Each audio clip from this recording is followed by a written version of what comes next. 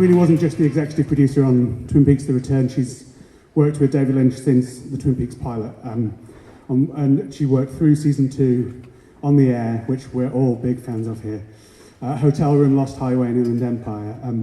She executive produced tonight's documentary, David Lynch: The Art Life, and she also plays Jackie, the floor manager, who has to deal with Dale/Dougie in the Vegas casino. Excitingly for me, she was also involved in the production of Hell Comes to Frogtown and Cannibal Women in the Avocado Jungle of Death. But I'm not going to ask her about that, so that's fine. May I introduce to the stage Sabrina Sutherland? Hello. Thank you for that.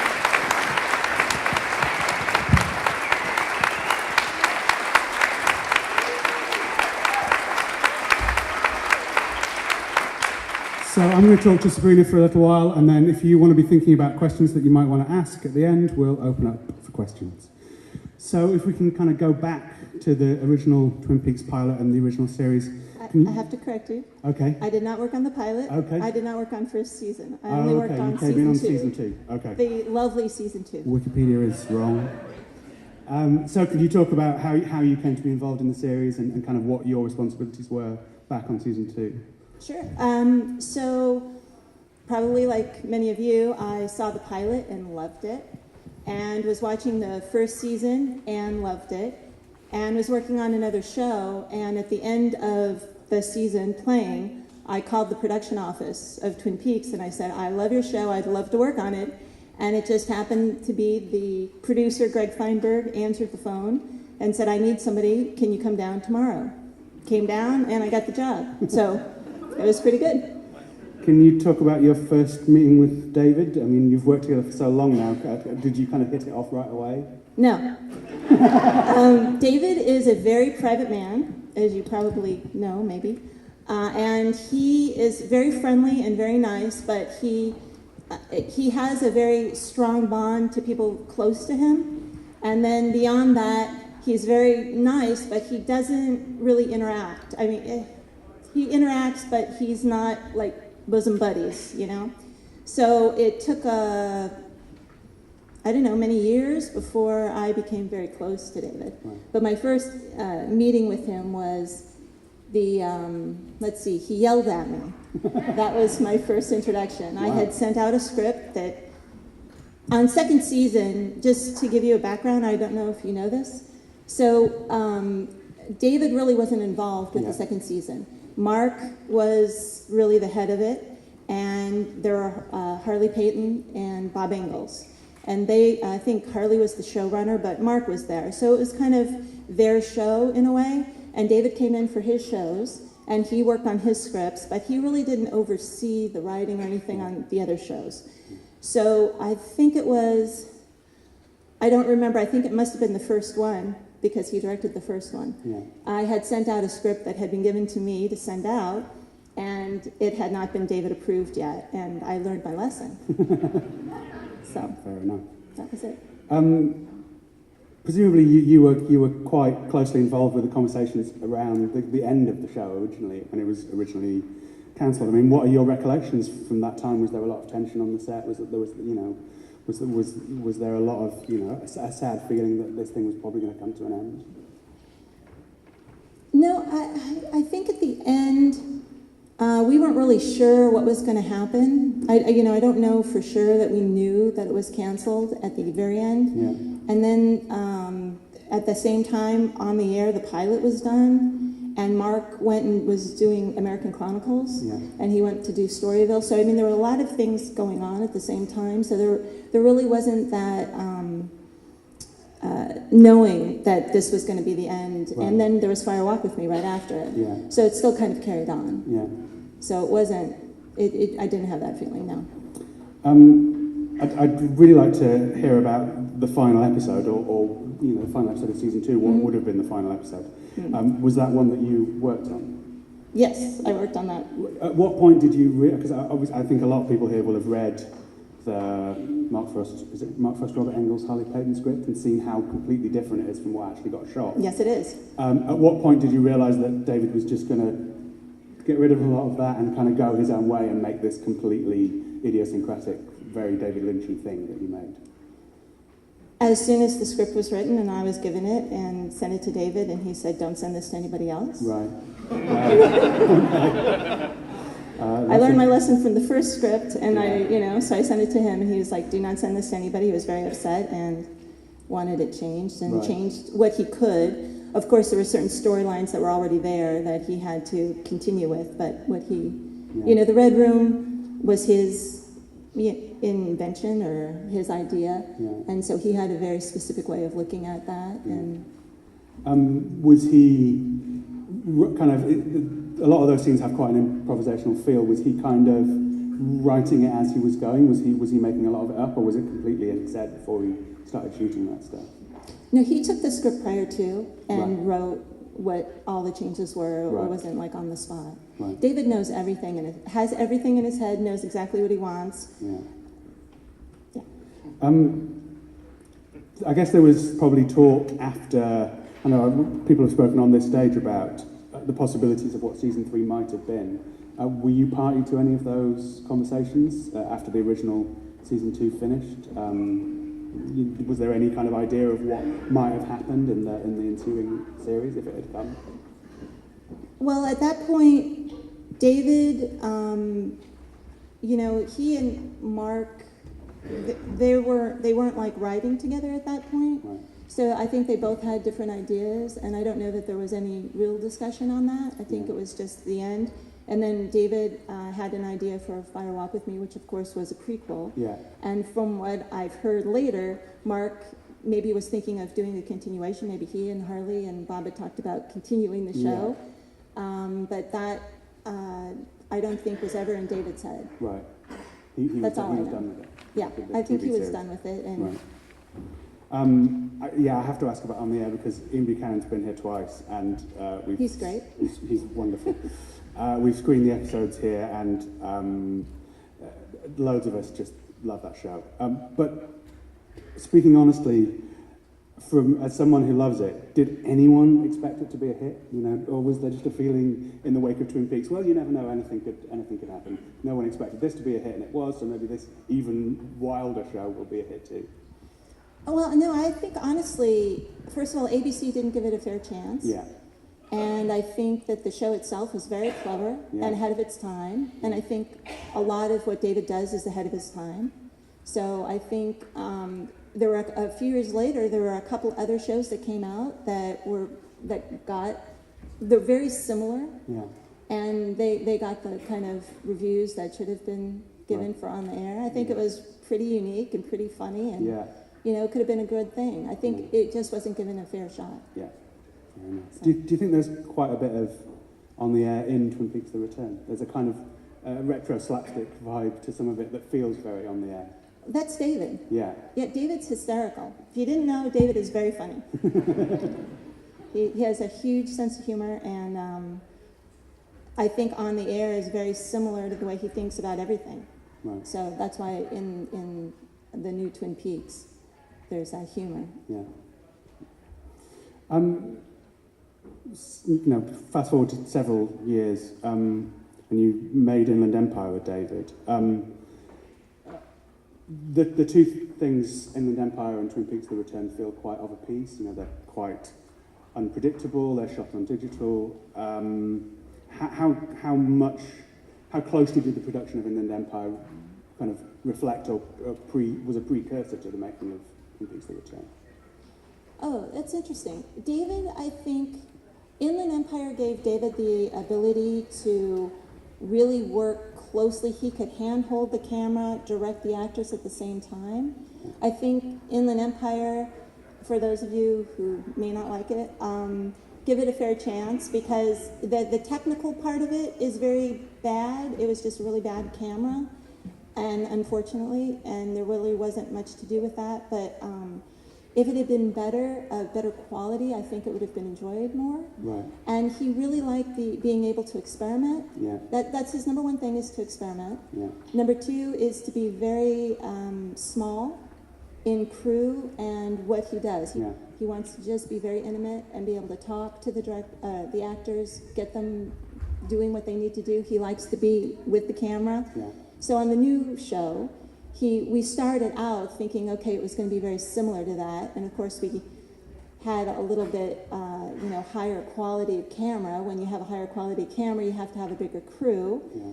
But David still did camera work on our show. Right. He still would go in for those intimate shots. I didn't know, like, all the shaky cam stuff, that's all David. Yeah. He still, will talk to the actors. Of course, he uses the bullhorn on the show versus Inland Empire, where he can be right there. But yeah. It's much more intimate, and I think he could experiment more. Yeah.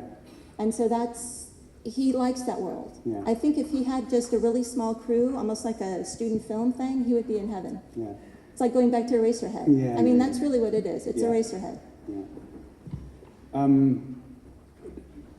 What kind of challenges does that present to someone like you who working in production when he is experimenting? When he is, does he change things in the shooting of a scene, or is it he thinks of things beforehand and rewrites the script and comes up with things in advance and lets you know, or does he just say, okay, now we're going to do this? I have a very hard job. David's funny. Okay, so going back to the origins of the new Twin Peaks, he and Mark started writing, and I don't know, however many months went by, he finally confided in me, okay, we're writing something, and he started giving me an idea of what was going to be happening, so I could put my head to it as well. Then, once it got to a point where they got to one point where they had 2 scripts and kind of ideas, and that's what we went to Showtime with. And I had a budget and a schedule that I did based on David's ideas, what he told me he was hoping to do. Yeah. There were some things that aren't in the show. Some of those things I had to say, we're not going to be able to afford those at all. Even the things that we have in there now, we had to figure out ways, because we didn't have, an endless budget. We had a very small budget for our show, believe it or not. So I had to try and figure out ways of dealing with this. Yeah. So with David, at one point there was a script kind of that he kept writing, and we'd shoot, and he'd go home and he'd be writing. Right. So I'd be working with him, getting down what he was changing or what he was writing new scenes, whatever. I'd type them up.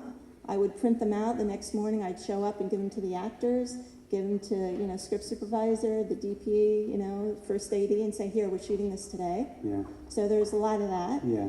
But David has everything in his head, so even experimental things that weren't written down, he would still have ideas on set. So something else that, even though he has everything in his head, something new will come out, and he'll say, okay, I want to do this, and then you just have to be prepared for it. So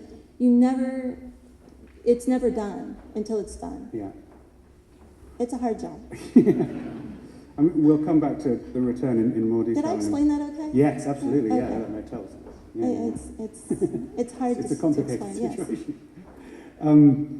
You're listed as the producer on The Missing Pieces, the Fire With Me Missing Pieces. Can you talk about how that came about? I mean, how important was the kind of fan community, the petitions, etc., and was David in any way reluctant to go back and revisit something that was in the past? Because he'd never done that before, to my knowledge.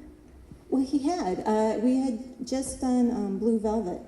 Yeah, he had just gone back and done that, and I think it was CBS who was going to put out another box set. They wanted to put out the complete series with Fire Walk With Me. Yeah. And they don't have Fire Walk With Me. CBS doesn't. CBS is part owner of the show now, which is weird because originally it was on ABC. So how CBS now has it, it's weird. But they don't have Fire Walk With Me, but they wanted to include it in a new set. So they asked if David would do that, and David was agreeable to it. It wasn't an issue, and he wanted to go back and look at everything. The thing with the deleted scenes was we had to go back, and literally it was myself and 2 other people. We had to go into the storage bins where the film was and try and find all the boxes. And there were a lot of boxes of film, and just going through it all and cataloging it all, and that was all Noriko Miyakawa, and Dean Hurley, who's sound, and Noriko is picture. and they would catalog everything. So once we had, once we had all the idea, once we had the idea of what was there, we gave, then I'd go through with David what he wanted, and he figured that out. CBS is very fan-friendly, and we are very fan-friendly. We know that the show wouldn't continue now without fans. Yeah. We know that there wouldn't be a chance in hell to have it come back. So that's a very important thing. Yeah. Sorry, Is the mic still? They should be able to. Closer to your face, that would help us. Thank you. Okay. The voice of God. Was the conversation about returning to Twin Peaks already in motion by the time the missing pieces came around, or did Lynch have any idea that some of that material would end up tying in to the show? No, actually, the deleted scenes was started prior to Mark and David even meeting. Right. So they, David, we were working, and Mark wasn't a part of the deleted scenes because he didn't do Firewalk with me. So it was just David going through everything. And I think having those ideas in his head, he brought those, once he and Mark started talking, he brought those ideas to the project. Was there ever a conversation about recutting the film altogether? Cutting the deleted scenes back into Firewalk with me? There was conversation of that, yeah, and I think maybe at some point David would do that. Right. That would be in the future, Yeah. but it certainly is something that he would want to do versus, what I think somebody has already kind of put stuff in, and I think it's something that David would want to do in a different way. Yeah. There is a fan edit. It's surprisingly good. Yeah. It really works. So coming on to the return, where did the kind of impetus to make the new series come from? Do you feel like it came from David, came from Mark, or came from someone else? I think when it was, I think the idea of the deleted scenes was getting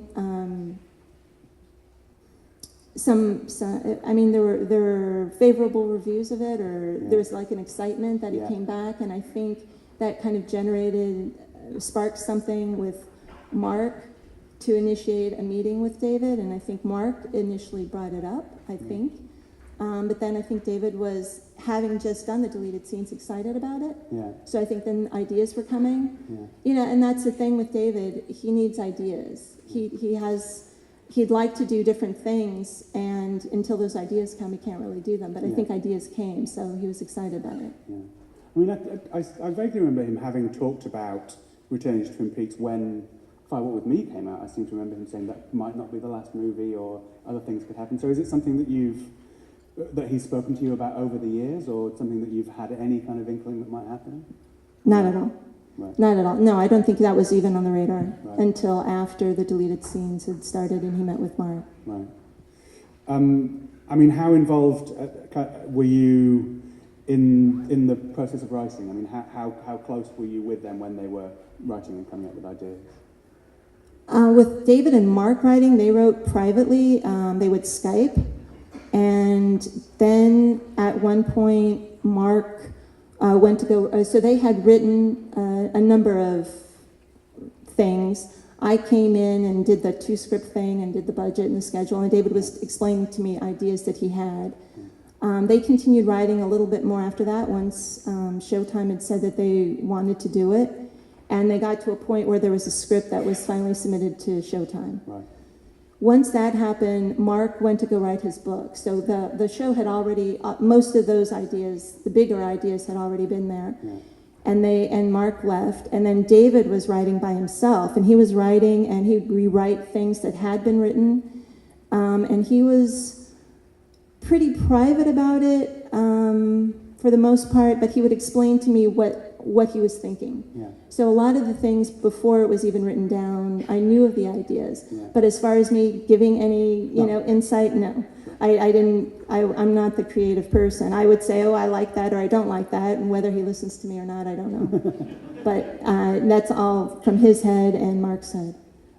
How did you feel when they told you that they were planning to expand the scope of the show so much that it wouldn't just be in Twin Peaks, that it would be in South Dakota and Vegas and New York, and how did that strike you? Well, Well, it was interesting, but I think it's because David, and I'm sorry I keep referring to David. I work with David. I don't work with Mark directly. I work with David, and I've been working with him for many years. I think since the end of 2008. That's my job. I work with David, and so that's why I keep saying David. So I apologize for that. But what was the question again? Sorry. How you felt when they told you they were going to expand the scope of the show as much as they did. That's it. So David was explaining to me his ideas and what he was thinking of this, and he was including Mark. But I can only say that David said this to me, that it's 25 years later, and there are things that go on outside in the world, and that you have to move ahead. You can't stay where you are. You can be nostalgic, but life has gone on. Yeah. So you want to see the progression, and not everybody's going to be staying in Twin Peaks. And they wanted to show that, I think. Yeah.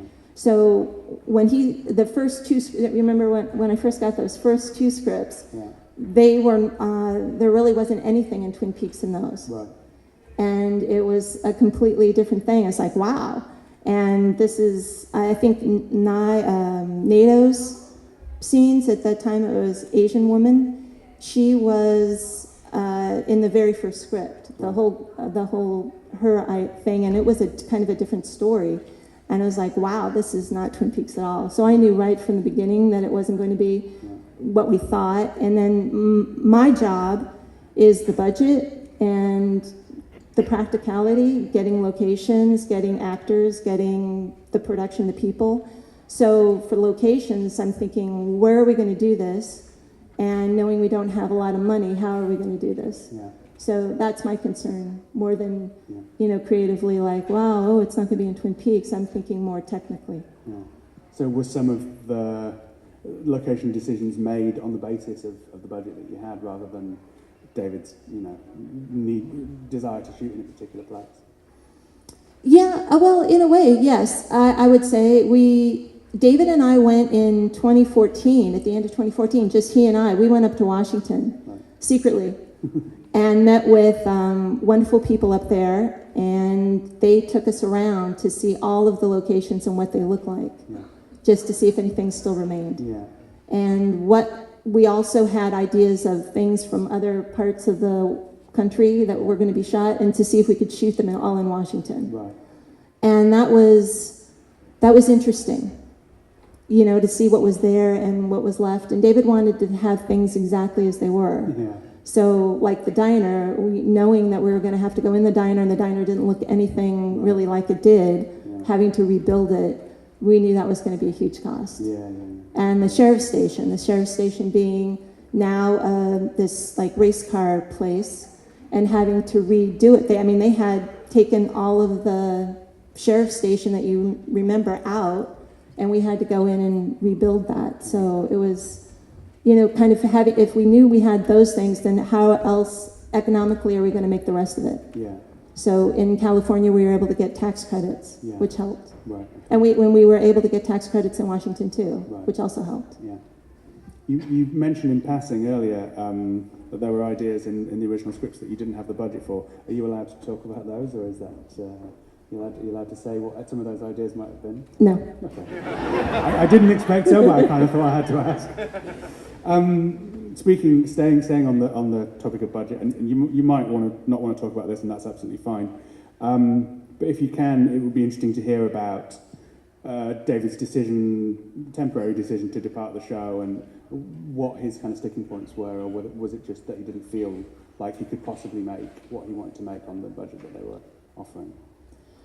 Oh, okay. Now, I think this got kind of convoluted because of what he tweeted out. Right. But it wasn't money for him. It wasn't like his money. It wasn't like what he was going to get paid or anything. But people assumed that, I think. But it had nothing to do with that.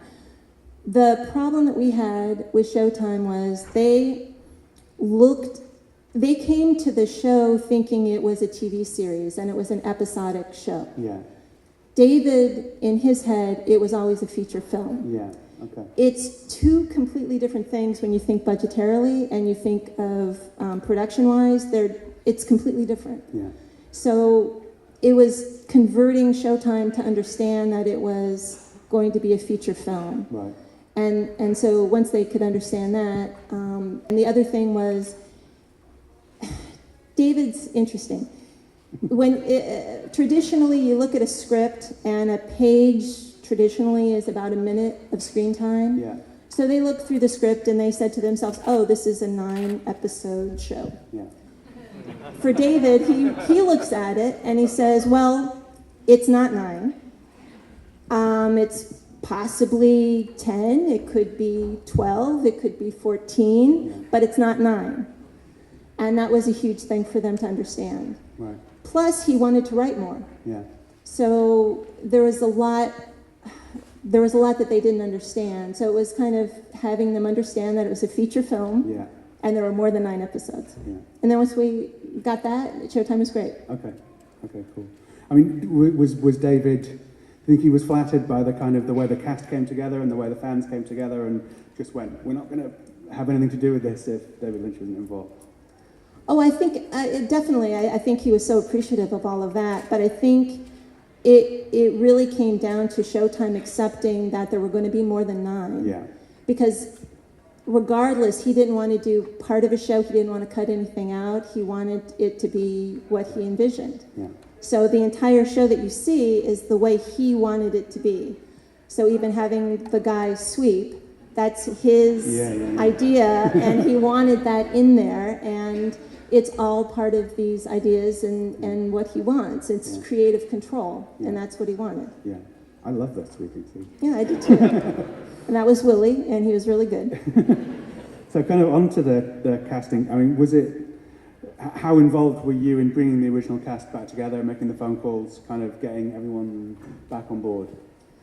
I would do the initial, I searched out all the calls, all the people. I'd call some of them, some who were friends of mine, but then David, of course, wanted to initiate everything. Yeah. So I would just call, like I called Kimmy and said, okay, David wants to talk to you, but I can't tell you what it's about, but you have to talk to David. And so, so he did all of the initial calls with most of the original cast. Some we weren't able to get a hold of right away, so later on I might have, said, hey, we hoping that you'll do this. Yeah. And then for the new cast, that all came through a different way. Yeah. Was it a lot of fun seeing the original cast coming back together and meeting everyone and greeting everyone? Yeah. I hadn't seen most of the people for 25 years, so it was really exciting for me. I know a lot of them are friends, so they keep in touch and see each other, but it's really exciting. Of course, it's exciting to be back with David. Yeah. Am I right in thinking that Catherine Coulson's scenes were shot before the rest of the series, and is that not the case? No. Oh, okay. No. So could you talk about shooting those particular scenes? Sure. Well, I can say that Catherine's wonderful, and she had always planned on coming. Right. We thought, she had told us, she had told me, I talked with her, she talked with David, she was going to come. And I'm trying to arrange a schedule of figuring out when, we shot both in Washington and LA. We would want her in both places. Then she wasn't sure if she was going to be able to make both, so we were thinking, okay, how can we make all of her scenes to be in one place? Then it was kind of interesting because she said, well, she wasn't sure if she'd be able to fly, and that then she said, well, I can fly, but I have to bring my daughter with me. And I'm like, okay, that's fine. And she kind of said, well, I'm not doing so well, so, maybe I'll need oxygen. So then I was looking into getting a plane for like one of those medical planes. And thinking, wow, this seems a little bit more serious. I don't know if she can do it, but she's still saying she can do it. She just wanted to do it. She did not want to not do it. Of course. And it wasn't until a friend of David's who's writing his book right now, Christine McKenna, was there interviewing her for the book. And she called and she said, Catherine can't get on a plane. I don't know what she's telling you, but she can't get on a plane. And that's when we knew. And so I think the next day I had Noriko, and they hired a crew locally, and we arranged everything. Noriko went with cards and some information, and then David and we Skyped and that day and shot with her. But that was maybe 3 weeks into or 4 weeks into when we were in Washington. So it was, we thought she was coming up all the way until she wasn't coming up. Yeah. And so then the next day we were able to arrange it. Luckily, all her friends, did such a great job in getting a crew there, having her available, and, she wanted to do it. Yeah. And it was wonderful. Yeah, those scenes are so beautiful. And I think she passed away 4 days later. Yeah. So. Yeah. She's wonderful.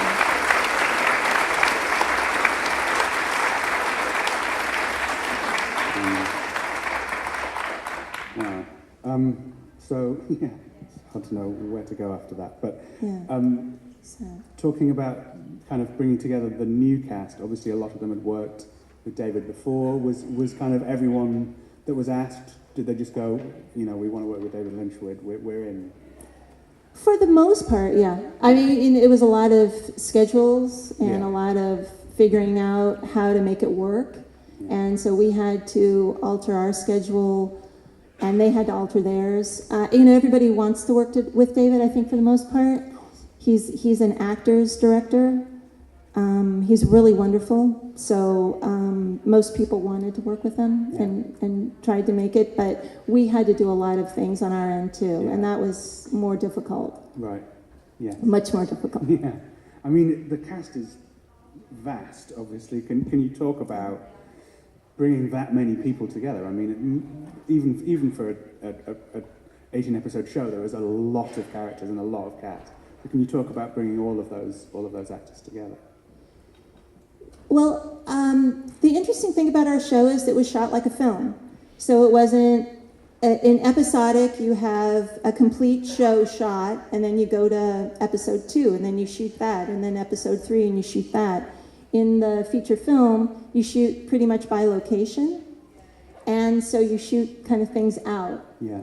And so we had our actors, it's not like everybody was there every day. They were progressively, they'd come in and they'd go out. Yeah. And so it was much easier to work. Yeah. So it was kind of difficult because we'd be casting as we went along, because you for hiring and for, I'm the money person trying to make the budget. We can't just hire somebody today, because then you have to pay them for the whole thing. Yeah. So you kind of have to hire them right before they're going to work. Yeah. So it's a lot of juggling and just kind of bringing people in and out. And we didn't have a lot of prep time. Right. We only had a few months, and then we went right into shooting. Yeah. And we were in Washington, so most of the cast for the LA portion, are down in LA, and we weren't down there. So we had to kind of wait until we were down there to start doing that casting. Yeah. So we were doing things. David and I and Scott Cameron, the first AD, were working pretty much 7-day weeks. Right. And trying to get everything going. Wow. Throughout. I mean, it really doesn't. The show feels so relaxed. Languid. There's a really lovely kind of warm feeling to it. Was there that kind of feeling on the set? Was it a relaxed set, or was it really kind of like, we've got to get this done? No, David sets the tone. David loves to take his time, experiment, and figure things out. And I think, like I said, people love to work with him. Yeah. Not just the cast, though, but the crew as well. Yeah. Because he's warm. He makes everybody feel good and appreciated. He treats all the actors, I was just saying this last night, all the actors are treated the same. He doesn't favor anybody. Everybody, or I should say, everybody is favored. Everybody's important. I mean, I'm not a good example, but Willie doing the sweeping is just as important as Laura Dern. Seriously. He treats everybody the same. is that way. So the set's lovely. People are happy. I know, it's so cliche to say, but it's like we're a family. Yeah. And I'm such good friends with everybody. They're just lovely. Everybody's just happy to be there, and they want to be there. Yeah. And it was a long shoot, and it was hard. It was not an easy show to do. We were working 6-day weeks, and we were working at least 12 to 14 hours a day. It's a long day. Yeah. I don't know. Maybe it doesn't seem like it's hard, but it is. It's a difficult thing. But everyone has a good sense of humor and gets through it. Yeah.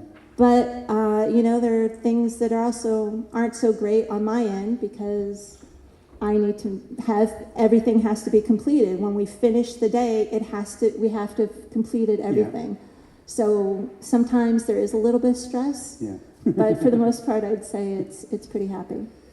Can you talk about putting the Roadhouse, the musical sequences together? How did David go about sourcing the bands and asking people to come, and then was it all shot in a single day or in a few days? Or so David had an idea of these bands. He knew of the Roadhouse way back when he was describing to me what he wanted to see in the show. Yeah. And he always told me he had about 12 bands he wanted to shoot. Yeah. So he knew he wanted to have these bands in the Roadhouse, and we scheduled one day, and we had all the bands come, one right after another. Yeah. And we shot. Was that a fun day? It was. It was a great day. It was like a concert. Yeah. And I think the extras there had a great time. Yeah, get to see everybody. And it was really great. I think David chose each. He's the one who hand chose each band, every musician who played. Yeah. And I think it was. I mean, I really enjoyed those pieces, and I know there are some people have said that they've also enjoyed them. Hopefully everybody has, but it's a little bit different this time, music-wise. Yeah, that's great. Can I explain that too? Sure. I know there were some people who had kind of not maybe criticized about the music, because Angelo's music, of course, is beautiful, and Angelo is like David's brother. I mean, they're very close. I have to get water again, sorry.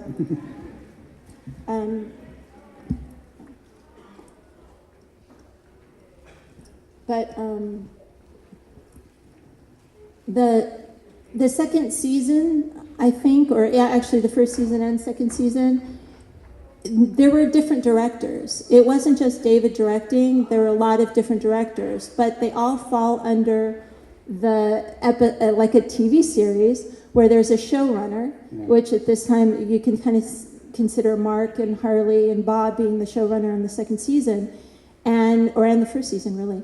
And what they would do is tell each director, kind of how to keep the show like Twin Peaks. Yeah.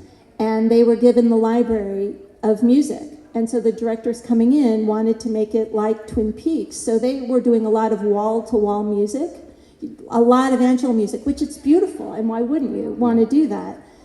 But, it's something where David isn't that kind of guy where he's going to have that wall-to-wall music. So I think that's the difference with the original series and this one. It was all David directing all the episodes versus having different directors all kind of trying to be Twin Peaks-like. So if you go back and look at the other ones, it's like every second of the day you have Angelo music. And that's not a bad thing, but it's different just because it's not you have one person kind of doing the whole vision of the show versus several people trying to match what somebody else did. Yeah. If that makes sense. That makes perfect sense, yeah. Okay. I could ask you a million questions, but I know that there's going to be questions from the audience. So I'll just ask, do you think that the return will, I mean, Twin Peaks obviously it's probably the most influential, certainly the most influential TV show of my lifetime. Changed television completely. Maybe took a little while for that to happen. Do you think the return may have the same impact? Do you think it's gonna leak out into the way TV is made, into the kind of things that you can show on the small screen? I hope so. I mean, I hope You know, I think things are already changing in that having one director kind of do an entire series, which is starting to be done, is an important thing where you have one vision. Yeah. That's very important. I hope it has, more art-like. David's an artist, and that's what this was. Yeah, absolutely. So do we have any questions? I have plenty more if there aren't, so. Gentleman down here. You said that David originally was strict in the second. No, he didn't. Just for anyone at the back who might not have been able to hear the question was in regards to the approval of the script in the second season, did David approve every script in the second season? Right, yes.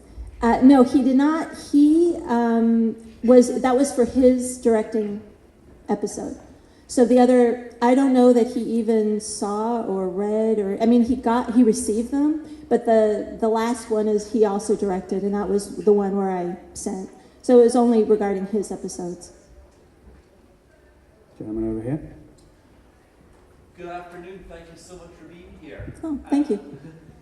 With regards to the casting, reaching out to the members, I'm aware that I've read that Everett McGill was an absolute fluke that you managed to catch him at the right time. Was there anybody else you particularly hoped to get that you weren't able to track down, or was unavailable for other reasons? The question was there anyone from the original cast who was unable to be in the new show, or who they wanted to be in it but wasn't able to?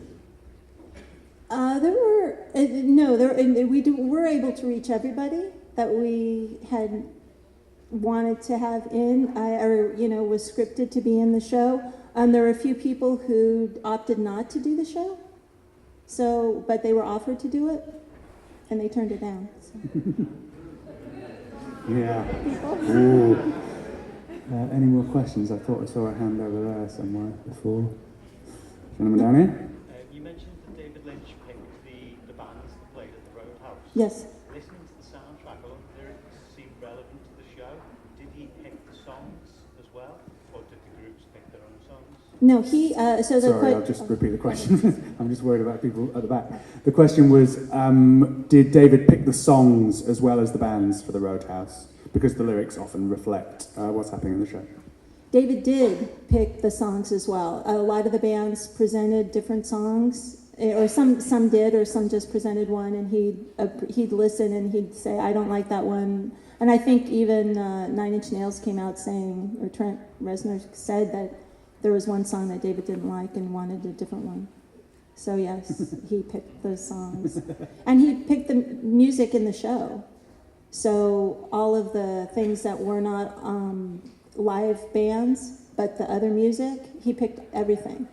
The Penderecki, of course, but the I Am, the old school beats thing, that was his. All the music is his.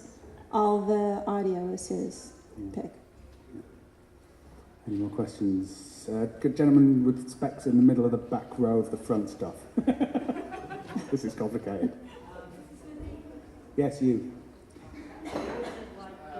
No, sorry, him. Yeah. I'll come to you next. Oh, sorry.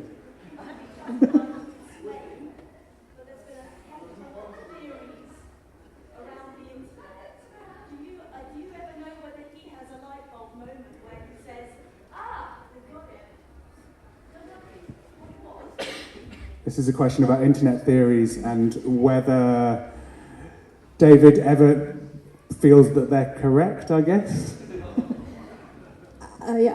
David never, he's happy that everybody has theories. He thinks everybody should have their own, experience and understand it in their own way. And whatever way that is, that's as legitimate as his idea. So. Yeah. So who started to ask a question and then stopped? What was it like filming the Mr. Jackpot sequence? Of course, yeah. So what was it like filming the Mr. Jackpot sequence? David tortured me that day. He kept changing. I'm not an actress. He kept changing my lines, including the amount of money I had to say up until we were shooting. And so I would start to roll, and he'd say, "Wait a minute," and he'd change the number, and he'd change what I had to say. So it was torture, but it was fun. But I think he was getting back at me. There's a gentleman there. Yeah. Obviously, you spoke about David and Mark getting together to write, but David sort of changing things during filming. Do you know how much Mark was involved in that, if at all? How much of the final product represents Mark's vision as well as David's? The question essentially was how much the final Twin Peaks: The Return reflects Mark Frost's vision as much as it does David Lynch,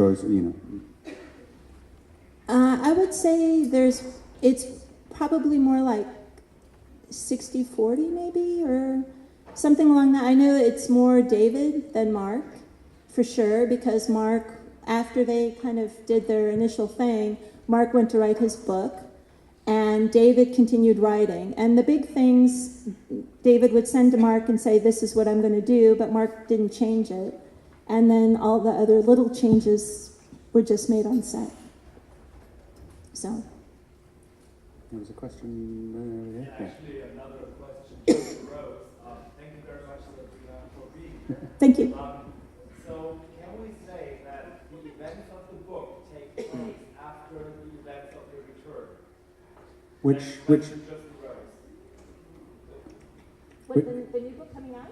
No, the secrets of the secret history of Twin Peaks. Oh yeah, Mark wrote that after they wrote the script. Yeah. Yes. Cammy sent to Twin Peaks by Gordon Cole. But, I mean, I'm trying to wrap my mind around. don't try too hard, man. There's no point. Well, but that's literally he wrote it after, but I think it's supposed to be set before, maybe, right? Because it's supposed to be before these events that happen in the new show. But he wrote it after they wrote the script together. Okay. Thank you. My original question was, as fans, we watch Twin Peaks, The Return, with eagle eyes. And there are so many little things, and I just wanted to know if they happen by chance or if they're intended to be so. For instance, the crowd changing at the double R scene, Ed's reflection in the mirror, Carl's car, one part of the window is split, and then the other scene, the window is open. So are these just like little coincidences, or what's that all about?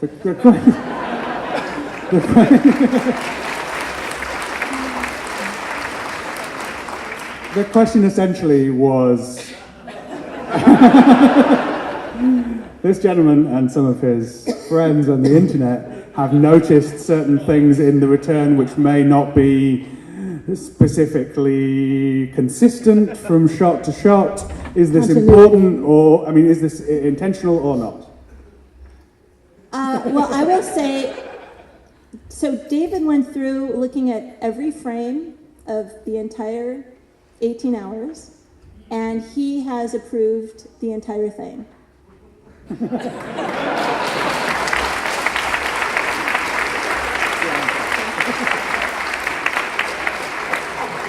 Okay, I think we've probably got time for, just one or two more questions. So, gentlemen, right down here.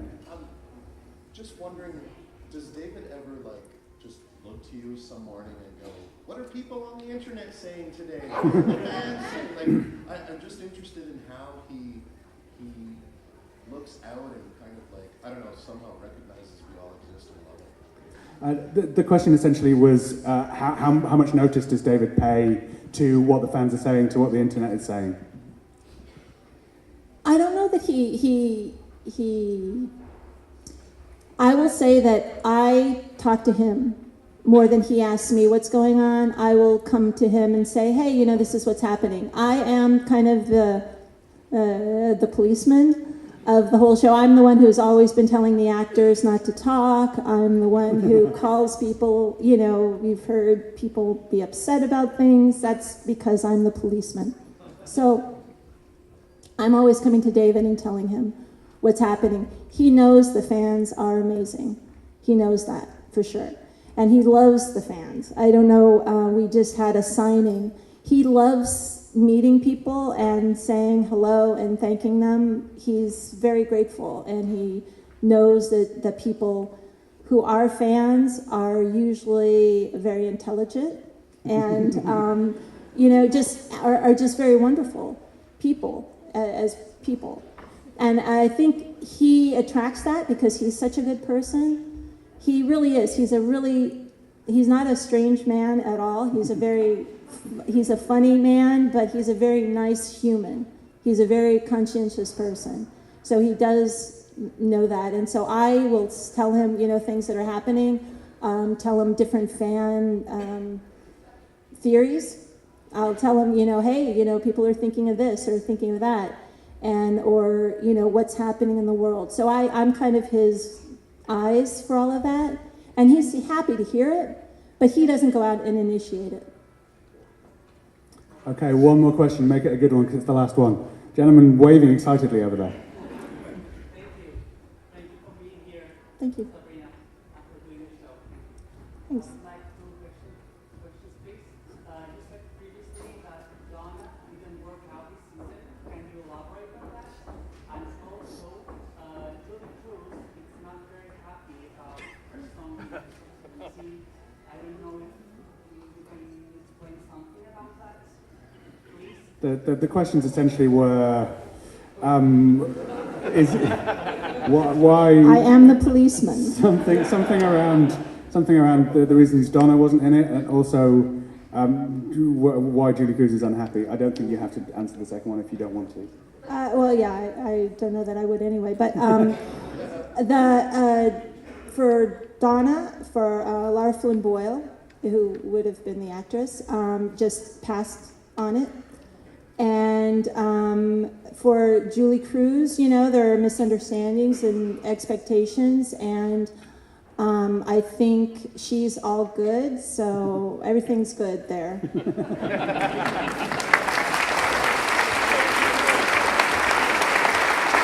Okay, well that seems as good a place as any to wrap things up. Thank you very, very much to Sabrina.